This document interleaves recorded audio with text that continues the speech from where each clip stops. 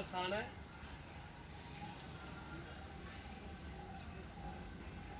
एक बार युद्ध भूमि में कौरव पांडव जब आ चुके तो धृतराष्ट्र तो आंखों से अंधा था ना, तो व्यास जी ने धृतराष्ट्र से कहा कि तुम्हें मैं दिव्य दृष्टि देता हूँ, तुम इस युद्ध भूमि में युद्ध के सारे हालात को खुद देख सकते हो अपनी आंखों से।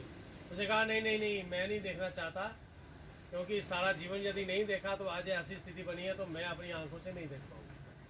तो आप ये दिव्य दृष्टि मेरे सारथी को दे दीजिए। तो वो दिव्य दृष्टि संजय जी को दी गई, जो हमारे बीच में बैठे हैं। एक हंसी भी की तो मैं थोड़ी सी की, क्यों कंजूसी की, हाथ ऊपर करके।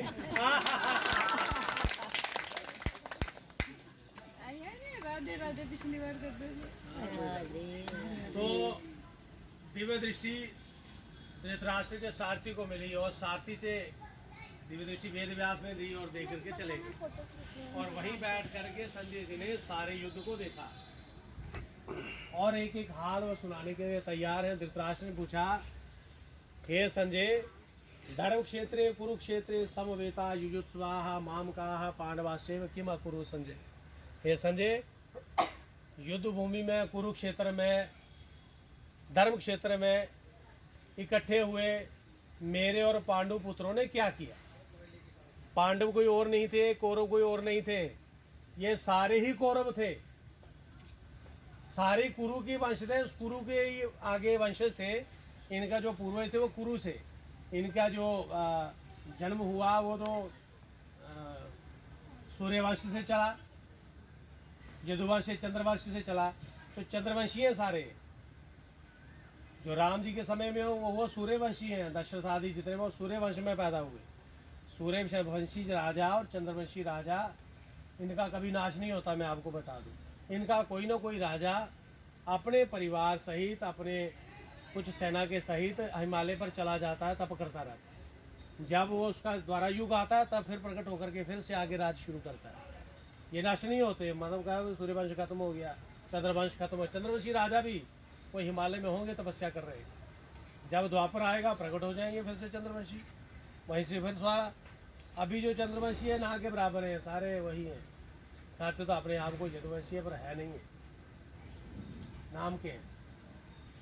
और सूर्यवंशी ने कुछ कुछ चुने गिने चुने रह गए, अभी है क्षत्रिय तो है ना, और इस कारण है नजर आते हैं, क्योंकि अपने धर्म को भूल चुके हैं। जो अपने धर्म को भूल जाए उसका मतलब वो अपना वर्ण से उसका पतन हो गया। ब्राह्मण अपना ब्राह्मणत्व तो छोड़ दे, गीता पढ़ना छोड़ दे, संध्या करना छोड़ दे, पूजा पाठ करना छोड़ दे, मांस खाना शराब पीना छोड़ दे, तो वह ब्राह्मण नहीं रहा। उसे ब्रह्म राक्षस कहा जाता है। जो ब्राह्मण हो के मांस मदिरा का सेवन कर रहा है, जीवों को मार मार के ब्रह्म राक्षस हो। अपने बच्चों को संस्कार देना चाहिए। तो चारों वर्णों का ज्ञान भगवान ने गीता में दिया है, वर्णों ने क्या क्या करना चाहिए। चार वर्ण को ये थोड़ी है कि वो कोई अस्पृश्य हो गए, ये बड़े पूजनीय हो गए। पूजनीय इंसान कर्म से होता है, अच्छे कर्म करने से। वो चाहे शूद्र में हो चाहे ब्राह्मण हो, जो शुभ कर्म करेगा, अच्छे कर्म करेगा, वो पूजनीय है।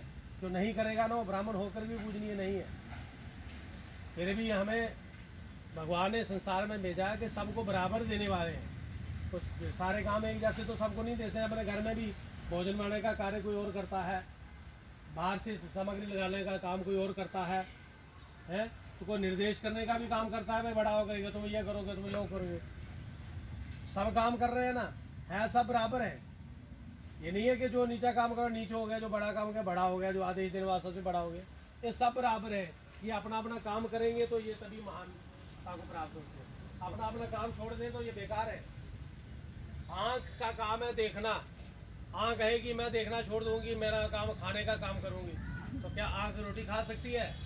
नहीं खा सकती है। आँख अपना ही काम करे तो शरीर ठीक रहेगा। कान सुनते हैं, कानों से खा नहीं सकते। मुंह से पी सकते हो, खा सकते हो, तो मुंह का अपना काम छोड़ दे। पेट पचाना छोड़ दे तो क्या करोगे आप? पैर चलना छोड़ दे तो क्या करोगे? ये सारे अपना अपना काम करें तो हम सुखी रहते हैं। हमारा एक अंग भी खराब हो जाए तो हम काम नहीं कर सकते, सुख से नहीं रह सकते। तो ये अपनी अपनी जगह ठीक है। ये जब अपना अपना काम छोड़ देते हैं ना तो बड़ी दिक्कत हो जाए। आंख देखना छोड़ देगी ना, फिर आप फिर चश्मे लगाते हो, ये लगाते हो, वो लगाते हो, मुझे कुछ दिखाई देगी। बिना आंखों के ऐसे ऐसे करते रहते हैं। क्योंकि एक चीज़ ने काम करना बंद कर दिया तो हम दुखी हो गए। पैर में कांटा चुभ जाए तब भी हम दुखी हैं, और सर में दर्द हो जाए तब भी दुखी हैं। इसलिए सभी जरूरी है। यहाँ ऊंच नीच का भाव नहीं रखना, ये शूद्र है, ये पावन है। सब पावन, जो अच्छा काम करे वो सब पावन। जो अपने धर्म को छोड़ करके अपना कर्म छोड़ दे, भोजन बनाना छोड़ दे, अगर माँ भोजन बना करके खिलाना ही छोड़ दे तो घर सुखी रहेगा। किसी को बनाना नहीं आएगा, आदमी को उल्टा बनाएगा, और सूखा बनाएगा, और रूखा खाएगा, कोई बिना भूखा रह जाएगा, तो सारे परिवार दुखी होते हैं। क्योंकि अपना अपना काम, बेटियों का काम है घर के काम काज को पूरी तरह निभाना। गीता में क्या दिया? गीता में यही बताया कि जीव अपना कर्म मत छोड़े, कर्मण्येवाधिकार से माँ फलेषु कदाचन। भगवान भी फल उसको देते जो कर्म करता है। जो कर्म ना करे उसको फल कैसे मिलेगा? भगवान भी उसको फल नहीं दे सकते। अच्छा, जो कर्म करेगा, कर्म करने की वो पावर ही अंदर से वही देता है। वो सिखाने वाला अगर इंसान भूल जाए तो गुरु रूप में, ब्राह्मण रूप में, बड़ों के रूप में भगवान ही आके संदेश देते हैं कि तुम्हें ये करना चाहिए, ये करना चाहिए, ये करना चाहिए। हम कर्तव्य से जब मूड हो जाते हैं, विमूढ़ हो जाते हैं, पीछे हट जाते हैं, तो हमें जो है साधु समाज, संत समाज, तो ये सारे में अच्छी शिक्षा देते हैं। तो गीता में उन्होंने कहा गीता सुकीता कर्तव्या किमन्य शास्त्र विषय। गीता बड़ा सुंदर गीत है। गीत मतलब इतना सुंदर है कि उसमें इतना ज्ञान भरा हुआ है कि अपना जीवन भी सुंदर हो जाए उस पर चलोगे। मैं क्या, भगवान कृष्ण के वचनों पर चलना चाहिए और राम जी के किए हुए पर चलना चाहिए। राम जी ने जो करके दिखाया उसको हम भी करने की कोशिश करनी चाहिए, हमें भी वैसा करना चाहिए। माता पिता की सेवा, बड़ों को आदर मान है, राजा को क्या करना चाहिए, भाइयों को क्या करना चाहिए, पिता को क्या करना चाहिए, पुत्र को क्या करना चाहिए, पति को क्या करना चाहिए, पत्नी को क्या करना चाहिए। तो ये सारी शिक्षा मर्यादा भगवान राम जी ने सिखाई और करके दिखाई है। मानव बन के चले, वहाँ भगवान बन के राम जी नहीं चले। भगवान राम जी ने कभी नहीं कहा मैं भगवान हूँ। साधारण इंसान की तरह जो दुख होता है उनको भी हुआ। पत्नी रावण ले गया, रोते रहे जंगल में, बाकी उनको रोने की जरूरत ना। तो सीता राम जी से दूर है, ना राम जी सीता जी से दूर है, परंतु उन्होंने इंसान बन के दिखाया कि इंसान को ये तकलीफ होती है, तो मैं भी ये आपके साथ ऐसा ही करके दिखाऊंगा। ऐसा बन करके भी आप कर्म कर सकते हो। अच्छा, और कृष्ण जी ने जो किया है वो हम नहीं कर सकते, वो हम नहीं कर सकते। हम छोटी उंगली पे सुदर्शन नहीं, वो गोवर्धन नहीं उठा सकते। हम वो 100 फन वाले नाग के ऊपर नाच नहीं सकते। नाचना तो दूर है, उसके पास तक नहीं जा सकते। और देख करके भागने वाले स्वप्न में भी आ जाए तो हम 4 दिन की नींद खराब हो जाएगी। वो नहीं हम कर सकते। 6 दिन का बालक बन के पुत्रों को मार दिया, इतनी बड़ी जो 18 किलोमीटर लंबा शरीर था जिसका, वो हम नहीं कर सकते। इसलिए जो भगवान ने कहा है वो करना है। गीता में बड़ा सुंदर उपदेश देकर यही दिया। तो ये दोनों सेनाओं के बीच में क्या हुआ, ये हालचाल संजय ने सुनाया था धृतराष्ट्र को कि भगवान क्या कर रहे हैं, पांडव क्या कर रहे हैं, कौरव क्या कर रहे हैं, अब क्या करने का उनका मन है। तो वहाँ एक बड़ा सुंदर श्लोक है गीता के महात्म्य में दिया गया स्टार्टिंग में ही। मैं एकम शास्त्रम देवकी पुत्र गीतम एको देवो देवकी पुत्र एवं एको मंत्र से तस्य नामानि यानी कर्मापेकम तस्य देव से सेवा। हमें कुछ सेवा करनी हो तो भगवान श्याम सुंदर की करें। मतलब यह पूर्ण अवतार है भगवान के अंदर। 10 अवतारों में 24 अवतारों में 2 ही राम भगवान के पूर्ण अवतार हुए, राम अवतार कृष्ण। राम कृष्ण तो वो एक है अंतर रहे निवेश, एक है चपल, एक के नयन गंभीर है, एक है चपल विशेष। एक तो चपलता करने वाले भगवान कृष्ण है और एक गंभीर नयनों वाले राम जी हैं। ये दोनों परिपूर्णतम अवतार है। तो गीता का ज्ञान दे करके अर्जुन को, जो अपने कर्तव्य से हट रहा था, ये मेरे भाई बहन हैं, ये इनको कैसे मारूं, ये मेरा ताया है, मेरा दादा है, मेरा साला है, मेरा ससुर है, मेरा फूफा है, ये मौसा है, इनके लिए इनको मार करके राज करूंगा तो क्या लाभ है। अपने परिवार को मार के मैं राज किस पर करूंगा। इसलिए मुझे कोई राजपाट नहीं चाहिए। सब छोड़ करके वो युद्ध से भाग रहा था। भगवान ने कहा युद्ध से भागेगा तो लोग तुझे कायर कहेंगे, तुझे कहेंगे तू धनुष के लायक ही नहीं था, तब तुम्हारा जो है मरने से बेहतर ज़्यादा दुख होगा तुझे। इसलिए वो तू बर्दाश्त नहीं कर पाएगा। इसलिए डट करके लड़, ये तुम्हारे साथ लड़ने आए हैं और तुम्हारा धर्म है, तू क्षत्रिय है और क्षत्रिय का धर्म है। ऐसा समय आ जाए तो अपने धर्म के लिए लड़, तू अपने स्वार्थ के लिए मत लड़ के मुझे राजा बनना है, यही करना है।